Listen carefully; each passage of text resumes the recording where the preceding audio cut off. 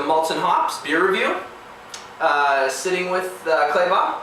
I'm joined by Wills. Tonight we have a special show for you, special review. We've got one that was referred to us by Polly out of Seattle, who tracked us down on YouTube. So we're excited about it. Thank you, Polly. Thank you, Polly, in advance. Go ahead, Wilson. Describe it for us. Yeah, this is out of Rochester, New York. It's called Taproom Number 21 Brewing Company. It's Moe's Backroom Lager. And this is the first lager that we've done.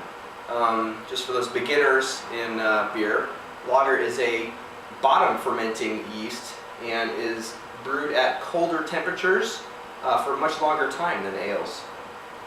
So, no further ado, let's put Larry to work.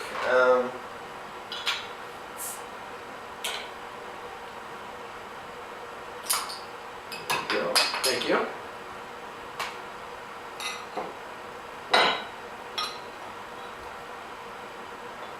Much lighter color than what we're used to. I hope you let me settle here. A little bit uneven, but that's okay. It's alright. We'll just have to savor it a little more. Probably more your type, so we'll not complain. Okay. Looks almost like the color of a champagne. Yeah, much lighter. It's got some... Appears to have more carbonation than... Yeah, the bubbles are coming alive. Yeah. Definitely not as much head as some of the darker beers that we've reviewed lately. Smells crisper, I'd say, just by the scent. Gosh, almost smells like a cider. Wow. I'm getting a real clean, crisp, just almost Fresh. tart smell. Yeah, very fresh. Shall we? Yeah, let's try it out. See what we can find out.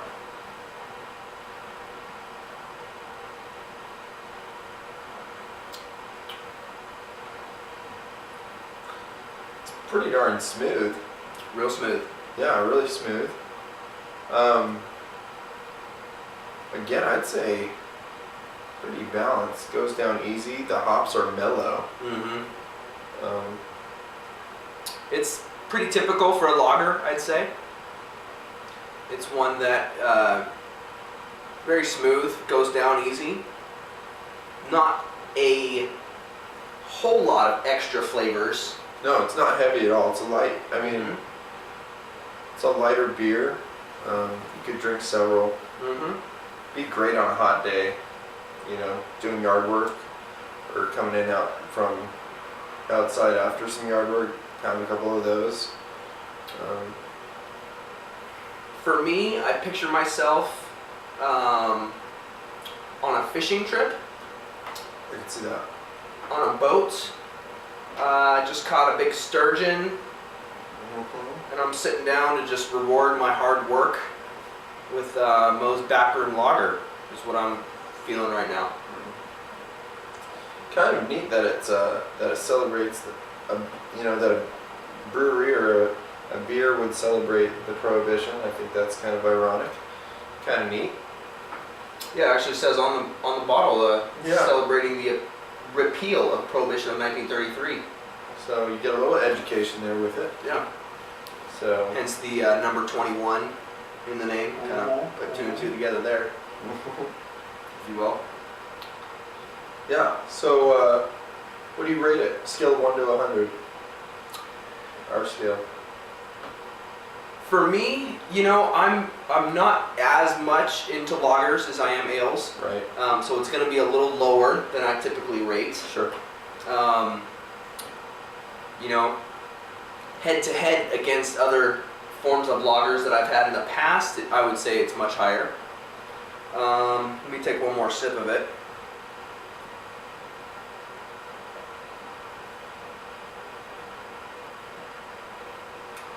I'm going to go 78. 78.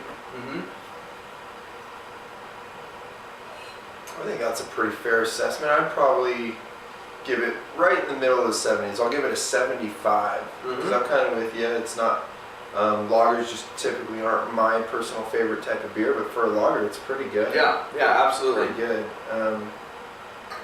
And I definitely have it again if I wanted a beer that I wanted to have a few of on a hot day. And just want to say thanks to Polly for finding us and Thank you. sending this out to give it a whirl. So Thank you again, and keep sending your suggestions to Malts and Hops at gmail.com.